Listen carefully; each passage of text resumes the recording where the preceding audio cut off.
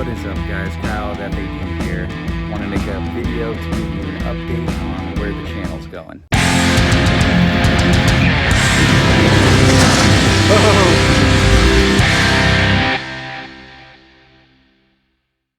Since the Suburban was completed, it's been on about 4 trail runs now. It's done completely awesome. Have had really no issues on the trail at all, and it's just been dominating them. Of course, they're all relatively easy trails because it is such a big truck, but I've really had an itch to go do some rock crawling. Haven't been able to do it just because the truck is so big. Like I said, usually not afraid of getting any trail damage, but this truck is also our family camping vehicle. Sometimes we sleep on the sleeping platform in the back. Want to make sure we still have the windows and all the door seals so it's waterproof when it's raining and all that. I still need to get that rock crawling in, and I got to find some way to do it. So we decided to add a new member to our off-roading family here, and here it is. Wait. There it is. Look how tiny this thing is compared to the Suburban. I mean, this front tire is almost the height of the hood.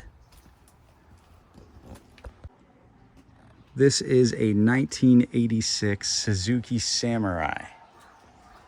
It's a 4-cylinder, 1.3 liter carbureted engine.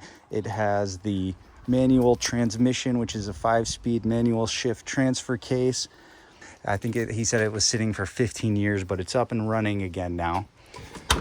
This one's only got 2 seats in it, but check it out. 2 bucket seats, and it's got the harnesses in it. You can see it's pretty much thrashed in here. I haven't really done anything yet. Pretty sure that's not supposed to do that.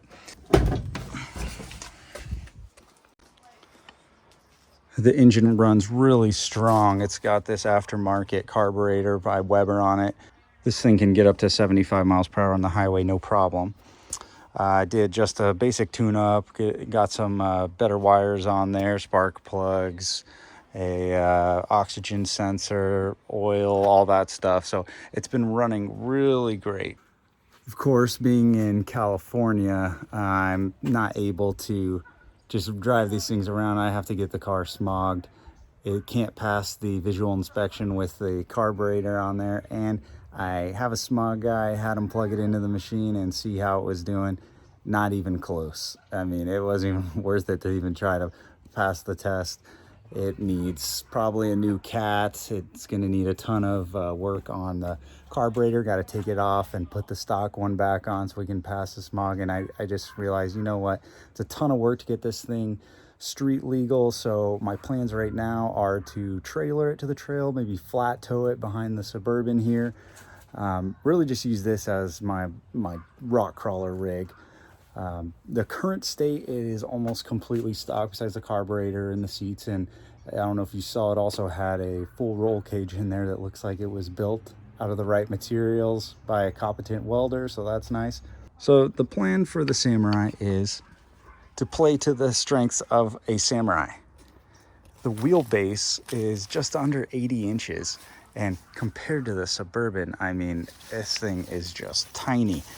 For comparison, the wheelbase on the Suburban is about 135, so really short wheelbase, very narrow axles.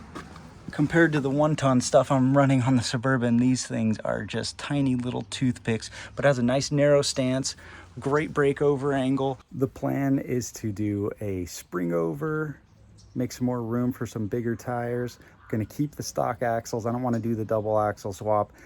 I want to use these stock ones and do the 26 spline, chromoly shafts, lockers or spools. I haven't really decided that part yet, but we're looking to run only 31s for now and just keep it nice and small, but be able to kind of weave in and out of the obstacles.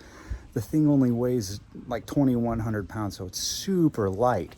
To weigh as much as a Suburban, it'd probably need like 4 Samurais. This thing's pushing probably close to 8,000 pounds. I got to get it weighed one of these days. This Suzuki Samurai is basically the opposite of the Suburban. We've got V8 versus 4-cylinder, automatic transmission versus this manual, 1-ton axles versus these little toothpicks over here. We've got 37s, which aren't the biggest tires, but these are probably going to be only 31. So I can't think of a vehicle to be a better opposite. The only way it could be any more of an opposite is if it was black, but I'm really digging these 80s decals on the side, so I'm going to try to keep those for as long as I can.